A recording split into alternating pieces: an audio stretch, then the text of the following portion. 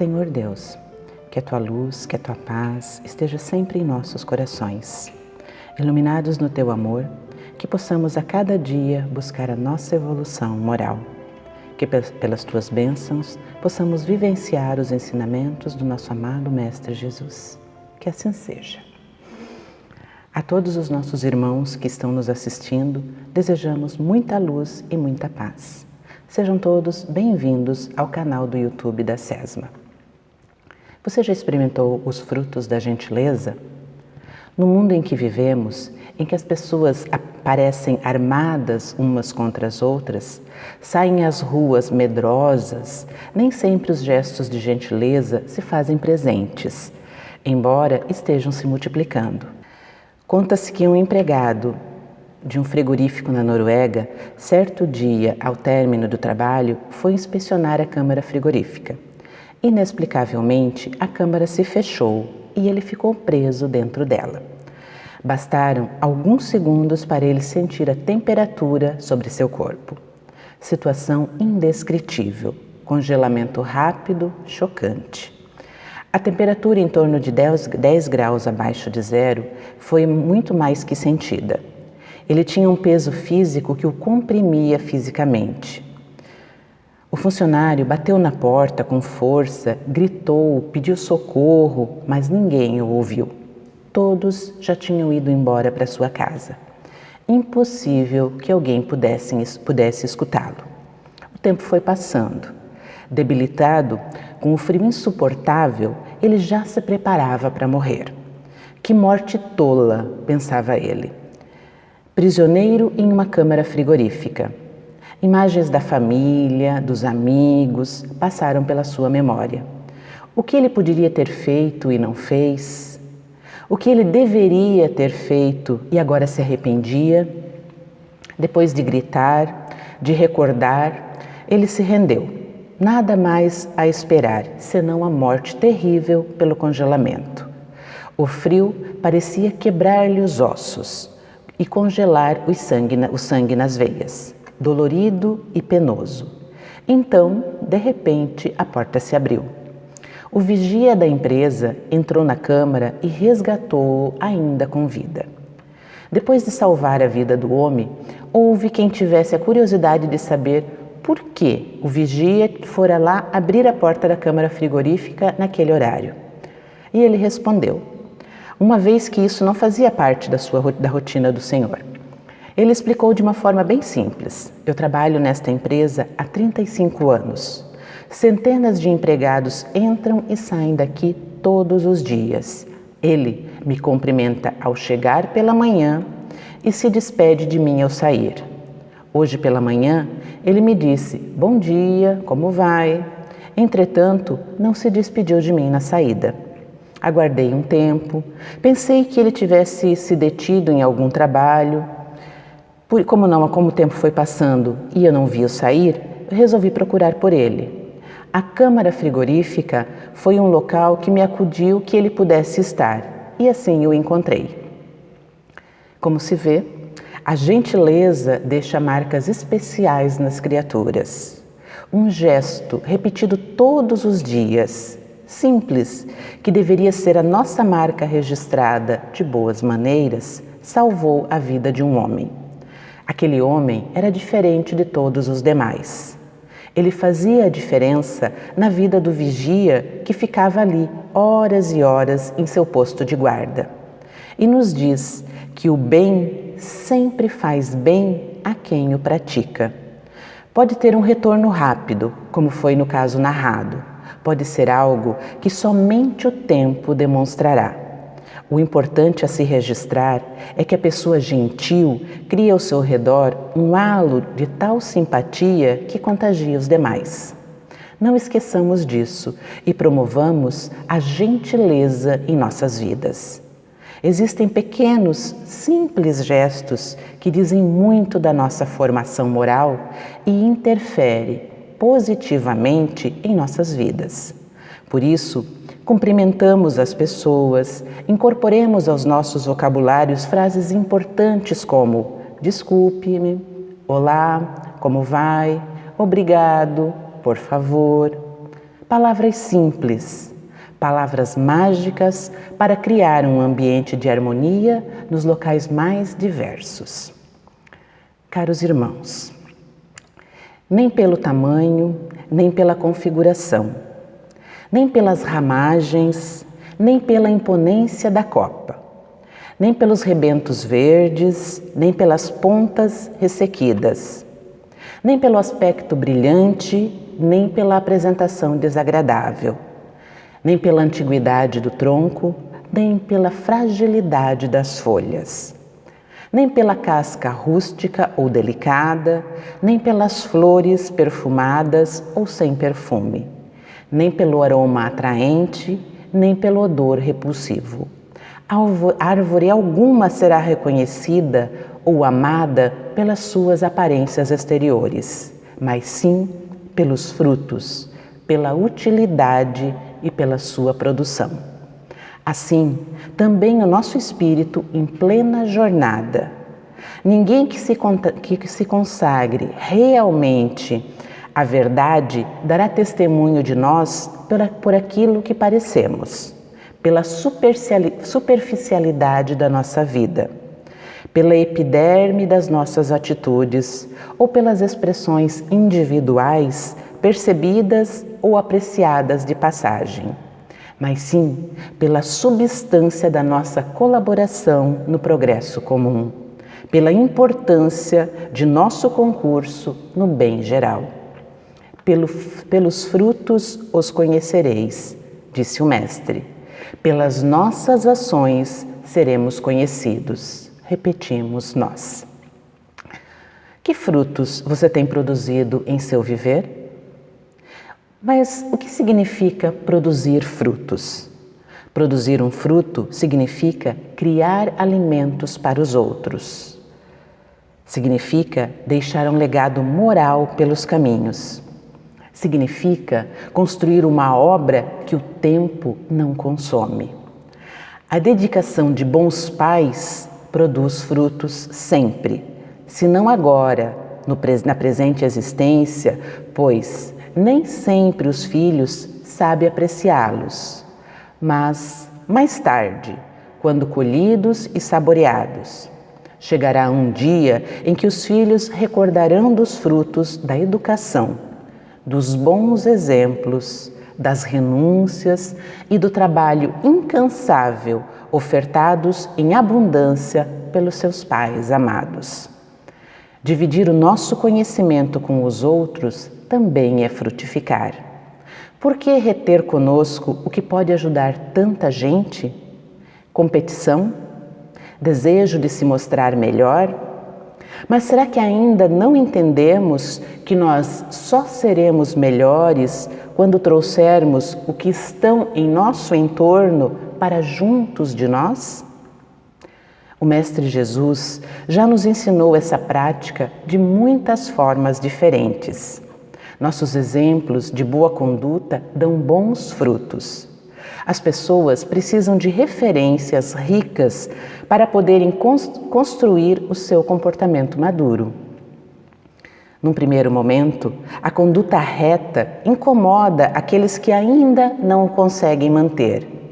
Os que conseguem se manter firmes, às vezes, são motivos de piadas, podem receber até apelidos engraçados. Porém, o fruto está ali, na ponta do galho, disponível para quem quiser saboreá-lo, no momento em que desejar. A referência fica, incomoda e um dia dispara o desejo de mudar. Por isso, as árvores dos bons frutos precisam ter paciência, pois nem todos sabem apreciá-las ainda. Uma das maiores alegrias da existência será aquela, ao entardecer dos anos, podermos olhar para trás e percebermos quantos bons frutos nós pudemos deixar. Descobrir que nós não usamos a vida apenas para alimentar a nossa simples subsistência, mas que nós somos capazes de alimentar os outros aplicando nisso as nossas energias. Essa é a vida da boa árvore, a vida das nossas ações. Produzamos bons frutos, deixemos um legado de amor no mundo. Afinal, Jesus nos ensinou: guardai-vos dos falsos profetas, que vêm a vós vestidos de ovelhas e por dentro são lobos roubadores. Pelos seus frutos os conhecereis. Porventura os homens colhem uva dos espinheiros ou figo dos abrolhos? Assim, toda boa árvore dá bons frutos, e a árvore má dá maus frutos. Não pode a árvore boa dar maus frutos, nem a árvore má dar bons frutos. Toda árvore que não dá bons frutos será cortada e lançada ao fogo. Assim, pois, pelos seus frutos os conhecereis. Está em Mateus, capítulo 7, versículos 15 a 20. E respondendo, Jesus lhe disse: Vede, não vos engane alguém, porque virão muitos em meu nome, dizendo: Eu sou o Cristo, e estes enganarão a muitos. E levantar-se-ão muitos falsos profetas, e também enganarão a muitos. E porquanto multiplicar-se-á a iniquidade, e se resfriará a caridade de muitos. Mas aquele que perseverar até o fim, esse será salvo. Então, se alguém vos disser: olhai, aqui está o Cristo, ou ei-lo acolá, não lhe deis crédito, porque se levantarão falsos cristos e falsos profetas, que farão grandes prodígios e maravilhas tais, que se fora possível, até mesmo os escolhidos se enganariam. Então, que lição nós podemos tirar dos ensinamentos de Jesus? Primeiro, conhecendo a árvore. Esperar para conhecer o fruto, a natureza de cada um. Cada um dá aquilo que tem. Se temos uma árvore no quintal e não sabemos que vegetal é aquele, basta esperar pelos frutos, ensina o Evangelho de Jesus em sua simples e pura didática. Se com o crescimento do vegetal nascerem figos, temos uma figueira. Se nascerem laranjas, temos uma laranjeira. Assim como as árvores, também nós temos uma natureza íntima que fala de nós através dos nossos frutos, que são os nossos pensamentos, atitudes e ações no mundo em que nós vivemos. Se esses pensamentos e ações produzem resultados positivos, propiciaremos o nosso crescimento e a nossa felicidade. Sabemos que são pensamentos e ações ligadas ao eterno bem, que devem ser nutridas, repetidas e exercitadas. Se os resultados são ruins, nos causam sofrimento e dor. E é claro que devem ser podados do nosso comportamento, arrancados da nossa conduta, atirados ao fogo purificador da mudança de atitude. Temos uma natureza íntima, uma idade espiritual. A nossa idade espiritual é exatamente a nossa capacidade de agir no bem ou no mal. Os espíritos, muito experientes com grande bagagem de vivências, descobriram o bem como ferramenta de evolução. Como já incorporaram o agir corretamente em sua conduta e suas atitudes, apenas produzem bons frutos. Espíritos ainda aprendizes, como somos nós, a média dos espíritos encarnados na Terra hoje são primitivos. Ainda estamos na infância espiritual e, por isso, as nossas atitudes ainda produzem os frutos do sofrimento e da dor em nossas vidas. A nossa natureza é a nossa tendência deliberada de fazer o bem ou o mal. É claro que todos nós estamos aqui reunidos, já optamos por fazer do Evangelho de Jesus uma alavanca que nos conduza na direção do nosso bem, que é o bem de todos. Então, estamos entre aqueles espíritos que, embora primitivos, já desejam a regeneração. Logo, os frutos das nossas atitudes são, na maioria, do espírito arrependido, batalhador, aprendiz da vida, que busca acertar o seu rumo, harmonizando-se com a lei de amor. Refletindo sobre isto, entendemos que a causa de todas as decepções em relação às pessoas que amamos, aquelas que ainda não aprendemos a amar, é que cada um dá conforme a sua natureza. É por isso que as pessoas nos magoam. Essas pessoas, elas nada nos podem dar. Elas estão dando apenas o que possuem. Nós também gostaríamos de amar mais este ou aquele, ou outro ser em nossas vidas, mas nós só podemos dar aquilo que temos. Fazer o que nós já aprendemos de acordo com a nossa idade espiritual. Viver também é exercitar a humildade, pois nós precisamos diminuir a nossa pretensão e nos aceitar com os limites que nós temos, com as nossas imperfeições e com as nossas capacidades, que refletem o quanto nosso espírito já trabalhou para crescer até hoje. Decepções, mágoas, ressentimentos, pelas atitudes que as outras pessoas demonstram, essas atitudes nos mostram apenas que nós esperávamos frutos de árvores que ainda não estão preparadas para produzi-los.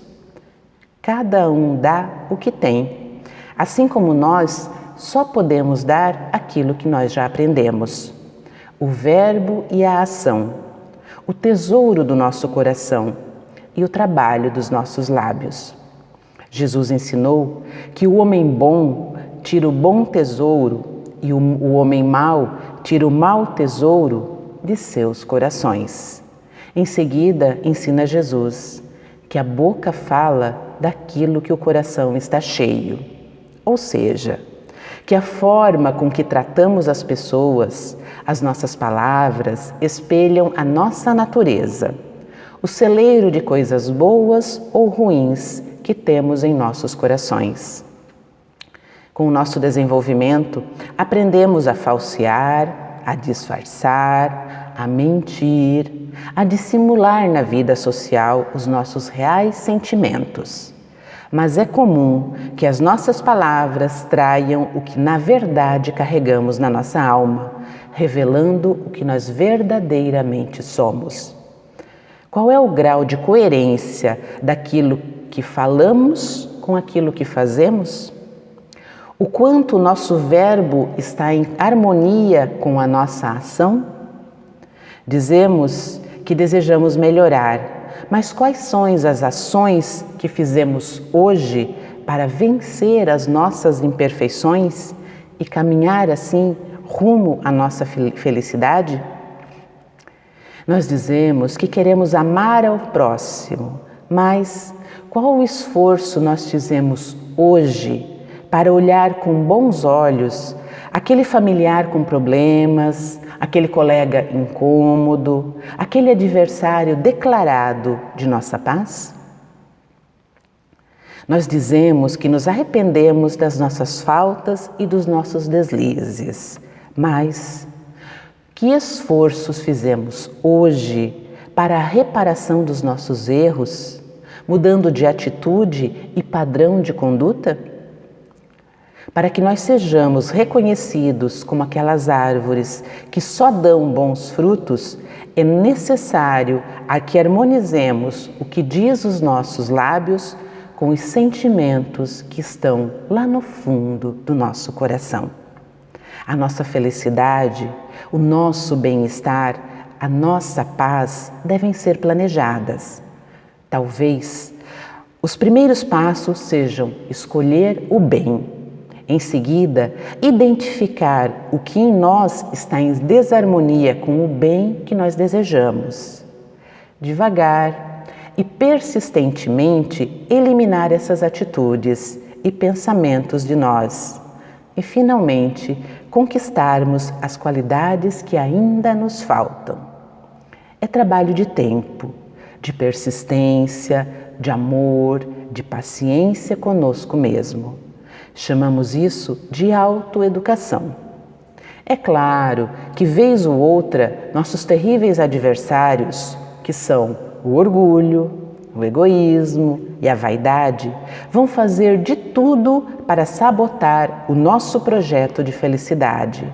Mas confiantes no amparo espiritual, persistindo, nos levantamos das pequenas quedas, recuperamos a força e vamos em frente.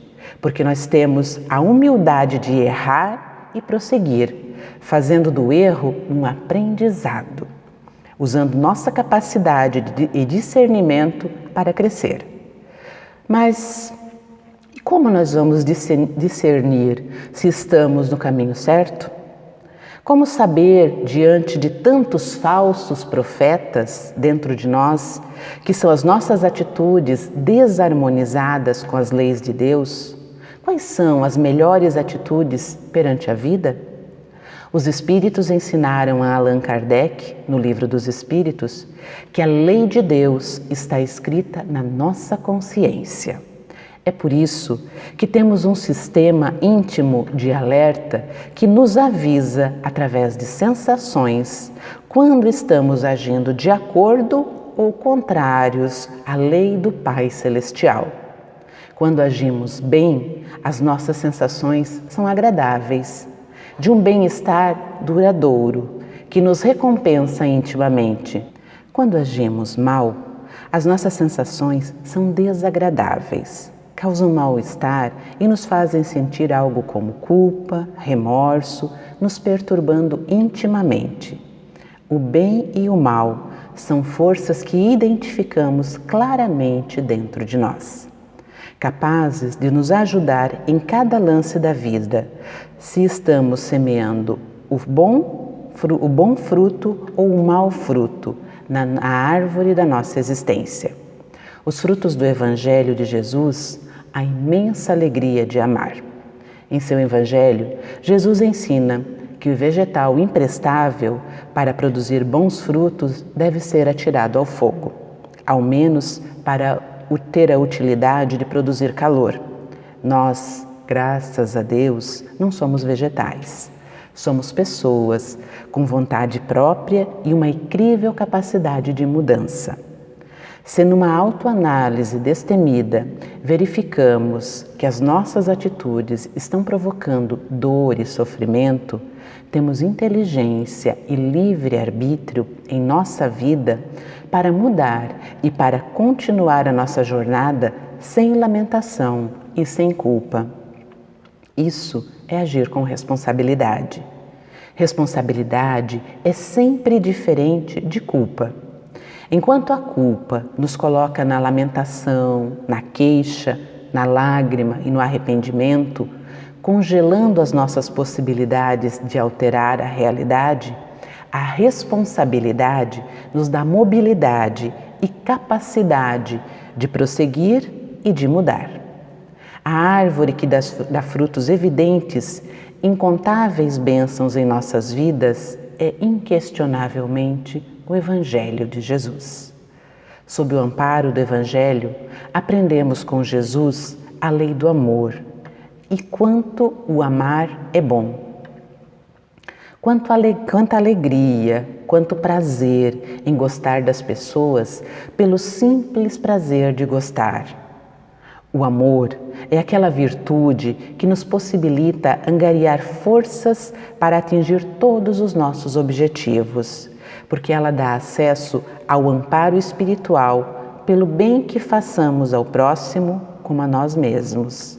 Imitemos Jesus. Tiremos de nosso coração o bom tesouro, ofertando ao nosso semelhante aquilo que de melhor nós temos, perseverando sempre no bem. E com certeza, a árvore das nossas atitudes revelará a sua natureza divina, recompensando-nos com os frutos da alegria, da paz e da harmonia que tanto desejamos e que nós merecemos.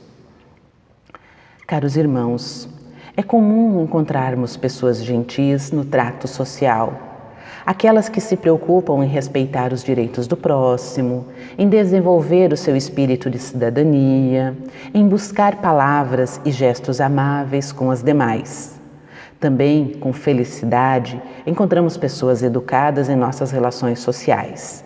São companheiros que se fazem atenciosos, que se preocupam com pequenos gestos, como saudar os mais velhos, ceder espaço para a senhora grávida, ou apenas dar um telefonema para um conhecido pedindo notícias.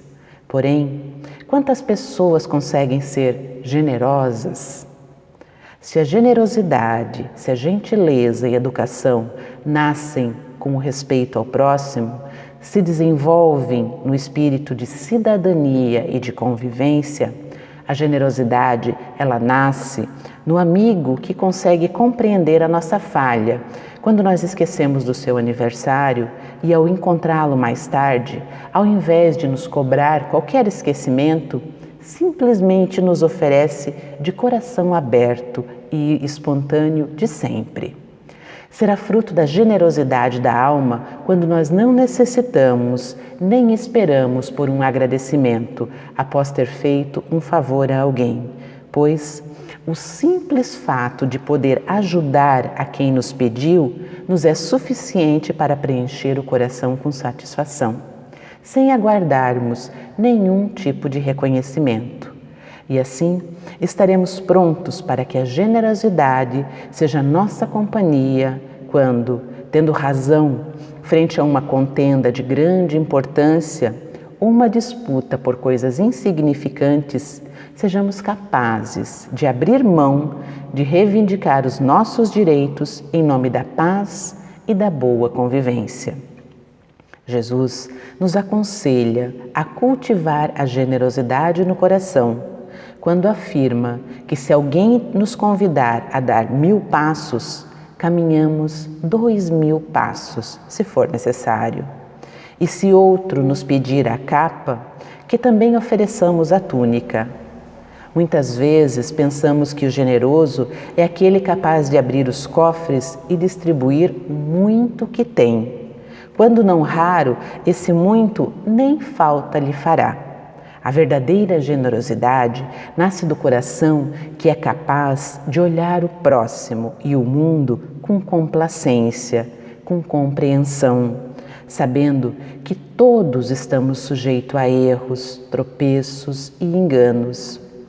Nós seremos generosos quando estivermos despreocupados em conjugar o verbo ter algo, ter razão, ter alguém, pois as nossas preocupações serão aquelas de oferecer gentileza, oferecer amizade, oferecer companhia, compreensão. É claro que nós poderemos ensaiar os primeiros passos de generosidade tocando o bolso para oferecer aquilo que nos sobra aos que têm tão pouco. Porém, nós poderemos sempre investir mais e permitir que a generosidade ganhe espaço em muito do nosso mundo íntimo, quando nós formos capazes de esquecer um tanto das nossas vontades, das nossas razões, dos nossos anseios, para simplesmente semearmos nos caminhos alheios as flores perfumadas com a brisa da fraternidade. Todos os que estendam mãos invisíveis para sustentar vidas, instituições nobres, são semeadores dos novos tempos. Graças a eles, muitos vivem e outros apenas sobrevivem. Alguns despertam da tristeza, inúmeros os imitam, seguindo-lhe as pegadas. Semeadores generosos, anônimos perseverantes, servidores de Jesus. Que possamos fortalecer a nossa fé refletindo com a oração. Senhor Jesus, Dá-nos o poder de oferecer a própria conversão, para que teu reino de amor seja irradiado do centro de nós mesmos.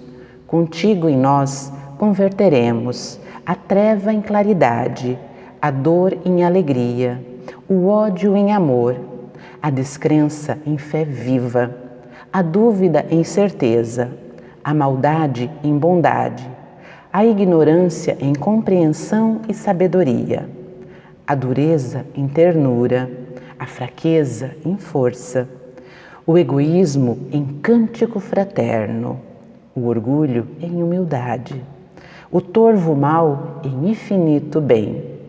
Sabemos, Senhor, que de nós mesmos somente possuímos a inferioridade de que nos devemos desvencilhar, mas, unidos a Ti, somos galhos frutíferos na árvore dos séculos, que nas tempestades da experiência jamais deceparão.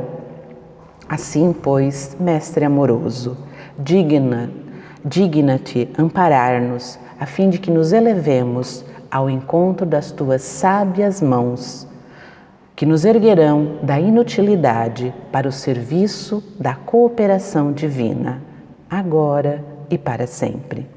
Que assim seja.